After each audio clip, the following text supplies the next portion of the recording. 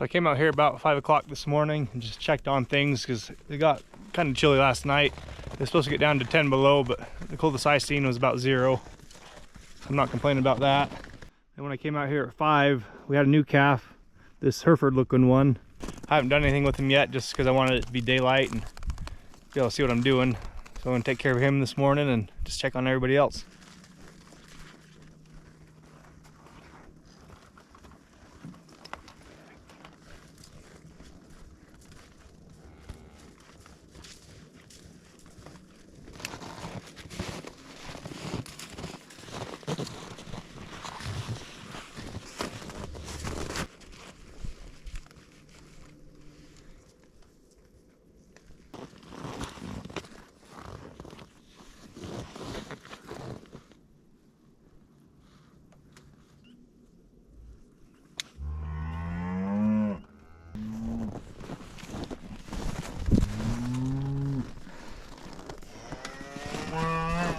Calf seems like it's doing really good. I still think I might just run it to that warmer just to get him kind of de-iced and warm him up a little bit. Okay, mama. Here's his mama here. So our calf's been in here for a little over an hour. Hey, buddy. So we'll take him back out to his mom.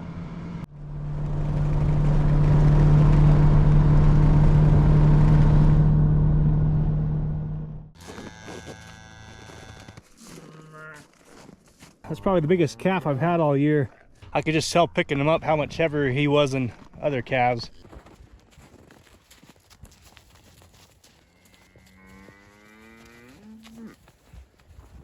This is our next newest calf. Got a nice warm mouth. Just getting warmed up by the sun. This is another new calf from that same day. We had 3 new calves that one day in the middle of a snowstorm, and all 3 of them are doing good still. And the third one out of the bunch has been the smartest, and it seems like he's always in one of these shelters. There he is back in there. Like I said, he's always in here nestled in the straw.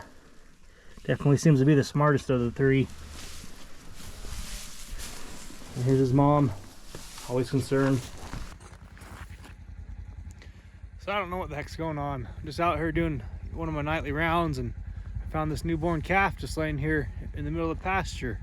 And no mom in sight, like nothing even wanting to claim it. Just laying here. I mean, it's super fresh.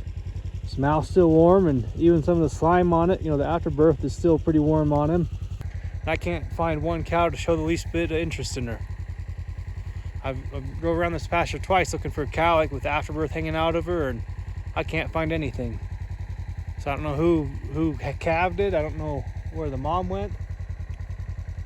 I don't know what the heck's going on. I don't know what else to do besides take it and put it in the warmer and drench it with colostrum. I don't really want another bottle-fed calf, but I don't know what else to do right now. I've never had so many problems with calving season as I've had this year. Jeez.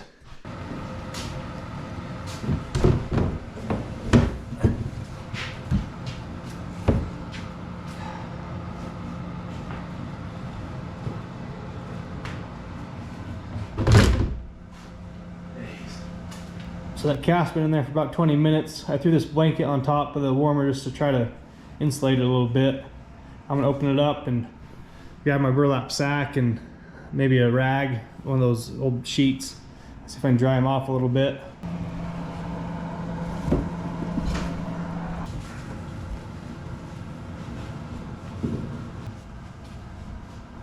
So it's just been over an hour and a half.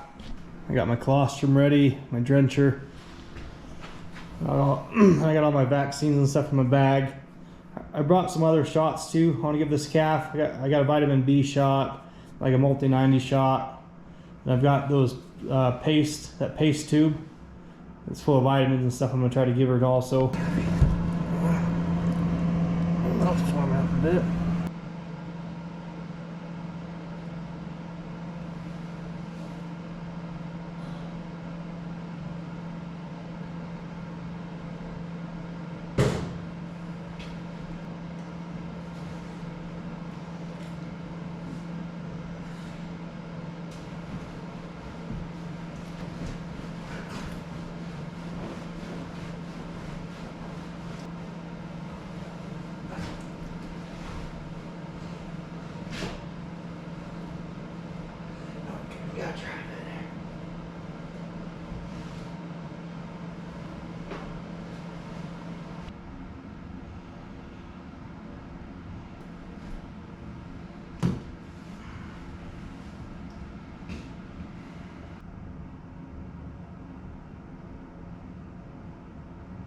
Well, you guys, I'm having a hard time to get that calf to stay standing.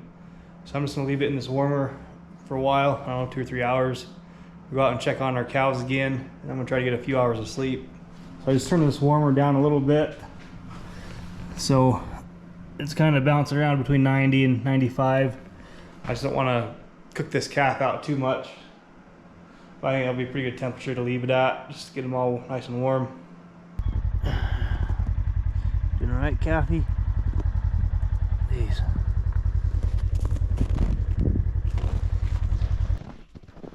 So it was right around 0 degrees when I finally laid down for a minute this morning.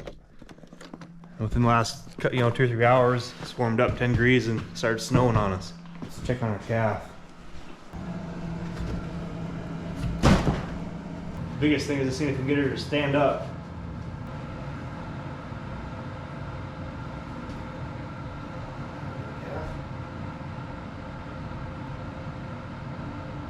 So she's standing up a lot better. She's not moving around much, but it's alright. She'll get there. So I'm gonna go back to the house and get another dose of colostrum mixed up for her. See if we can get her to take a bottle, not have to drench her. Once I get done with that, take her out to the pasture and put her in one of those calf shelters.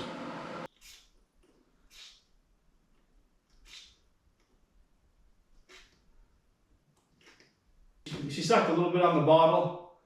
I just ended up just putting the stomach tube down her and doing it that way. Just wanted to make it quick and easy. I think this next feeding we'll try to get her to take a bottle more. We're going to tag her and then take her out during that calf shed. And before I head all the way out there, I'm going to mix up another bottle for our bottle fed calf out there. So I got to make one trip out there this morning. All right, let's see if we can find our bottle calf. And when I was driving out here, I saw that there's another new calf on the other side of the slough. I wasn't there just 20-30 minutes ago. But the mom's over there leaking it, so we'll just leave it alone. I'm not gonna touch it for a bit. Oh.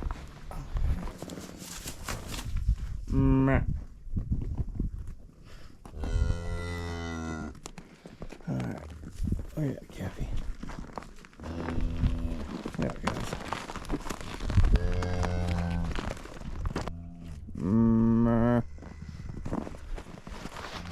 Hey, Kathy.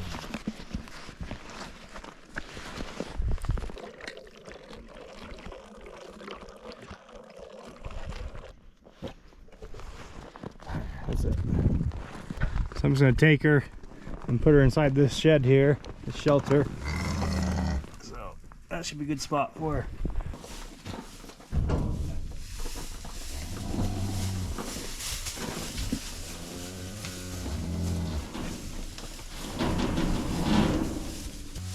So let's leave her there. That's as good a spot as any for her. So I'll come out here another 5 or 6 hours and give her another dose of colostrum, and then we'll do one more tonight. And that should be about it for the colostrum dosages. You probably can't see real well because I'm so far away, but that cow there is that sick one we've been having. And that's the calf that we've been bottle feeding. So every time I come out here, I try to find that cow and push that calf towards her. And she acts like she wants the mother back up, and that calf was just nursing on her. So I have hope. I'm holding out hope that those two will stick together and I won't have to bottle feed her anymore. Like I said, I just don't know what to think about the situation because the mom seems pretty indifferent about the calf. Like she doesn't seem to care where she's at. I mean, she let her suck on her, but it just stands there. So I'm not sure what to do. Maybe tonight, instead of giving this calf a bottle, I'll just try to find the mom and see if I can just push the calf towards the mom and see if I can get him to nurse that way. So I'm sure you can't really see, but that new calf's right over here across the slough. So the battery on my GoPro died, so I'll fill you guys in on what's going on here. So that calf I was pointing out across the slough that was just born, I watched it from my house for an hour and a half, and it never stood up. So I ended up bringing it in here to the calf warmer. So I've got her in there now too, and I've had her in there for about an hour and a half. I got half a dose of colostrum. I'm gonna give her a dose of colostrum, tag her, give her her vaccines, and take her back out, and hopefully the mom takes her back. And luckily with this one, the mom was pretty protective and seemed like she'd already, attached herself to this calf. There was some afterbirth on the ground that I grabbed when I grabbed this calf. So when I take her back out to the mom, I'll rub that afterbirth on her, and hopefully that'll give her the scent that the mom's looking for. This has been a rough go last couple days.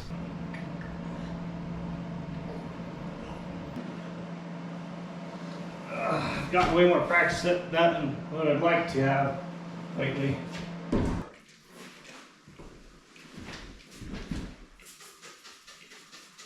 So like I was saying, here's the afterbirth I picked up. So I was going to smear that on her and send her back to her mom.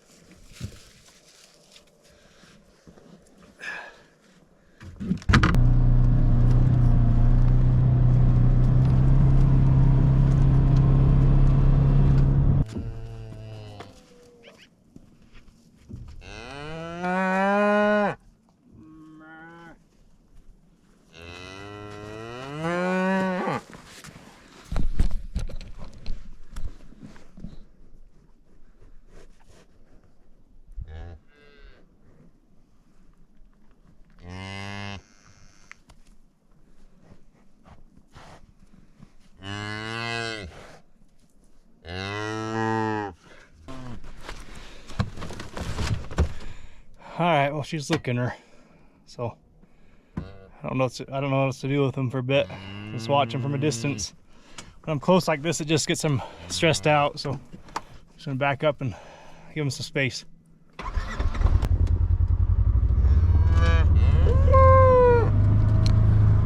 So I'm out here. I'll go do another round and check on everybody else.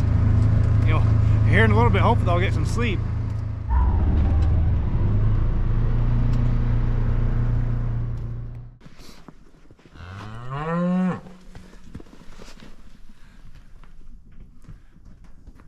Cuties.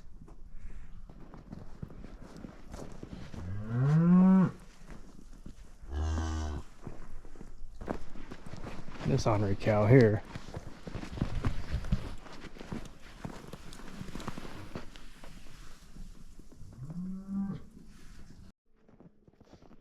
Well, everybody else is looking pretty good. I'm just trying to find that Hereford bull calf we had yesterday, I believe. All the days are running together now. I can't remember which day it was. There he is. I was watching him earlier this morning and he was up and running around, so he's doing good.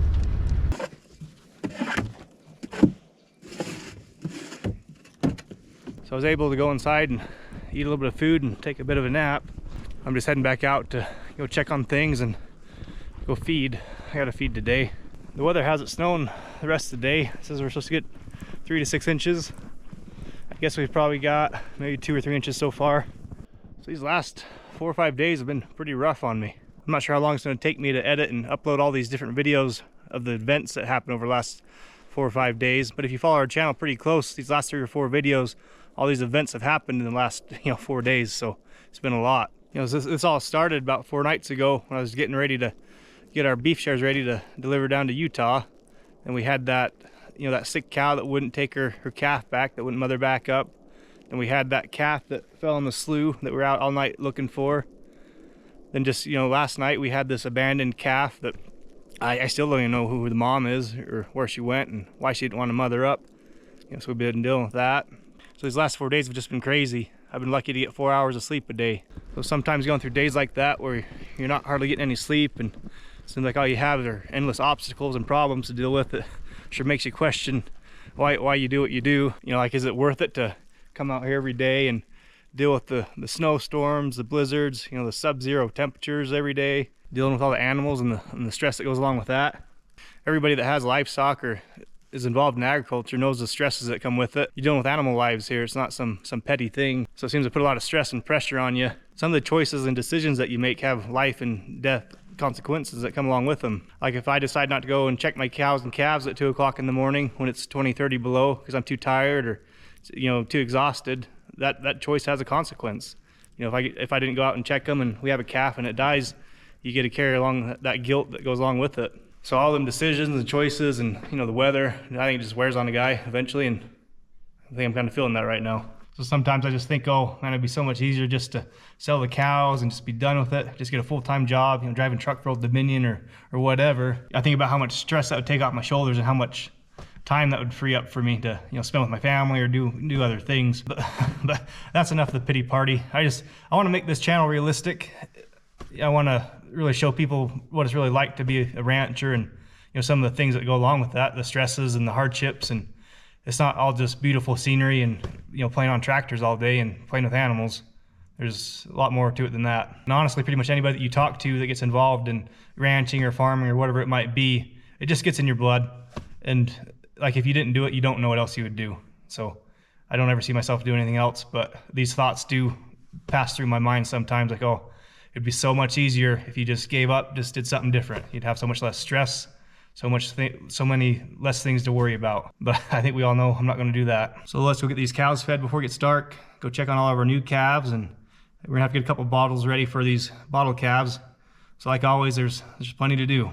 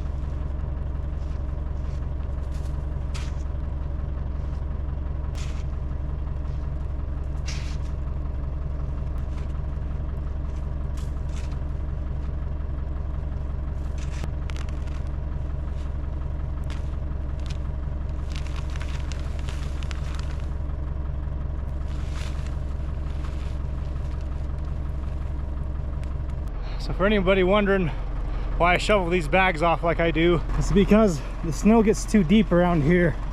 And when you're straddling your bag line here, if I have too much snow on each side of the bag here, my spear will just clear right over the top of this bale, so I won't be able to pick it up. So I just try to clean off some of that snow and throw it out of the way, so I'm not packing down the edges of these bags and making that even higher. Because if you look over on this side, so look at the tire here. So I can't drive up on top of all that snow and stab this bale because my spear's gonna be up too high. So the other bag is right there. You can see the bag there, all buried in snow. So I try to straddle this other side. I put one tire here where the bag's at, and that gets me low enough that I can spear the bale. So that's why I clear it off like I do, because there's been a couple times you feel like you're gonna tip over because the snow bank's so high on the one side and you're down in the bag hole, in the bag rut. You can, but I don't like to use the front end, you know, the grapple, because these silage bales are so heavy, and this is such an awkward, bouncy, you know, trail here to get to these bags that I'm worried about I'd break something on that front end of the tractor. So I always try to spear them with the back end of the tractor, because that's the, you know, that's the strongest part of the tractor here.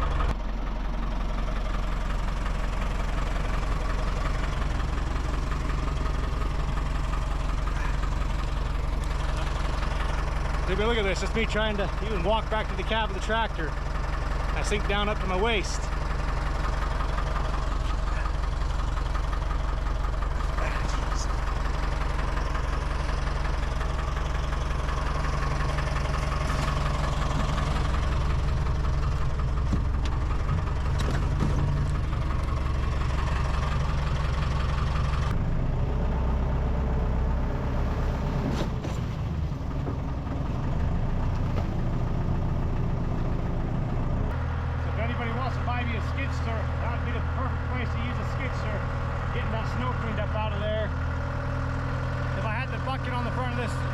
Tractor, I could probably clean it up with the bucket, but with me having the grapple on here, I can't really move snow all that well with this.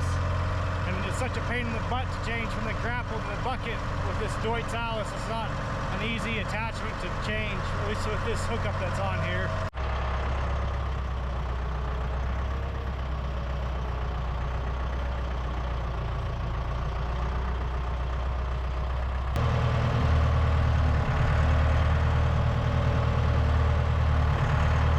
you guys look right here, that's a win for us. So that's that first calf I started bottle feeding a few days ago because I thought the mother didn't mother up with it. But I didn't do anything today, and he's nursing on that cow. So that's great. That's one less bottle calf we got to worry about. I just got to make sure that he's getting milk from her because I don't know if she dried up or not. But it's impressive that he's able to find her and she's letting him nurse, so I think we're gonna be okay for a bit. There's our new calf from this morning. She's up and going. So we got all the feeding all done. So the next thing I need to do is just go out here and give that calf from last night, the abandoned one, another dose of colostrum. So that will be her third dose. Then I'll need to give her one more tonight, probably about 9 or 10, and then that'll be her 24-hour mark. And then after that, it'll just be milk replacer. We'll just keep you guys up to date on how this calf does, and we'll go from there. So hope you guys enjoyed the video, and thanks for watching. Have a good day.